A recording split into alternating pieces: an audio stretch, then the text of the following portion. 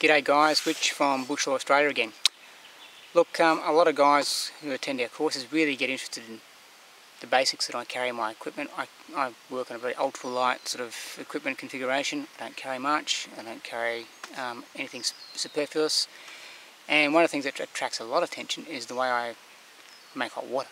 I don't know why, but it seems to be a bit of a talking point, so I thought we'd film the system I use, which is just a hodgepodge of stuff that I've put together over the years based on a simple Australian Army cooking set with a few modifications. So let me introduce you to my brew gear.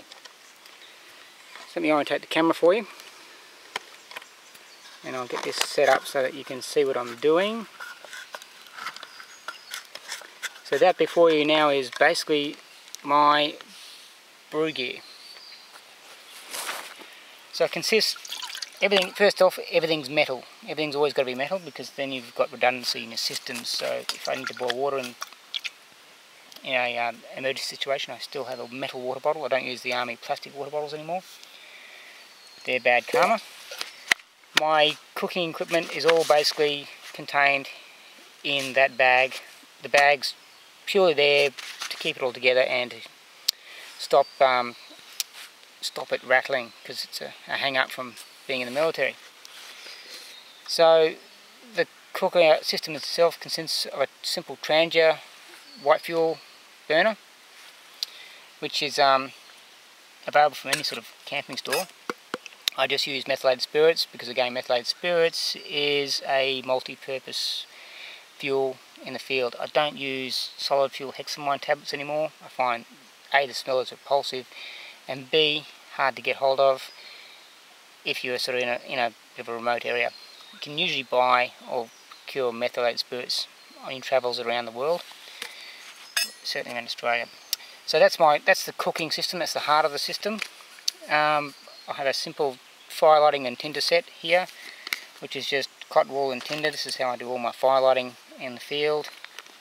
I have two kits. One's dry with the D on it. The other one is wet, which has Vaseline impregnated cotton wool and some bicycle tube rubber. I use that a lot up here at the moment because we've had a very wet season, and everything was quite a struggle to get ignited. So at the moment we're lucky, we've got good weather, and we're using the dry kit. The heart of the dry kit is just a simple ferrocium rod, and I use the striker that comes with it for this. That also ignites my metho burner. The system I roll with is simple military cups canteen steel for the use of. Now this I've had for a very long time. So I think it was the first one I ever got given in the Army. I used to have one without the handle, so we could be sneaky, peeky and quiet. I've retired and gone back to the convenience of having a handle, and I appreciate it a lot. These old burners, this is actually manufactured by hand. We used to make these up when I was a young soldier from one of these that we managed to obtain somehow, and cut them off and drilled holes through them. Very rudimentary. I now know that they're well produced, well made, and someone's got a patent on it and has done very well out of probably collective ingenuity of young soldiers around the world. So that's my stove, primary cooking item, and my fuel. So to get the whole thing running, it's simply a case of finding a bit of clear ground, get it all level, water in the cup,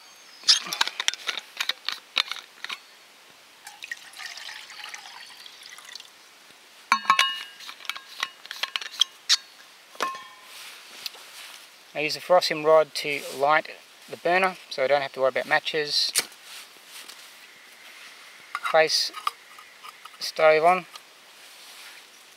and cup goes atop, and it's just a matter of finding where it balances the best. And to extinguish it, I just use the Trangia purpose-built extinguisher. That I keep that with me, and obviously everything goes back where it belongs once we're finished. So that's pretty well it. It's a very simple system. I've used it for a long time, and it's, as I said, just built on what I used to do when I was a when I was a professional soldier. I wish I had known about these things a lot earlier, because hexamine or solid fuel tablets are pretty grotesque pieces of equipment, and probably not really super healthy for you. So that's it, guys. I'll kick back and enjoy a cup of tea. Hope you're somewhere having a cup of tea as well, and we'll see you next time. Thanks for joining us. Thanks for your support, and have a good day. Cheers.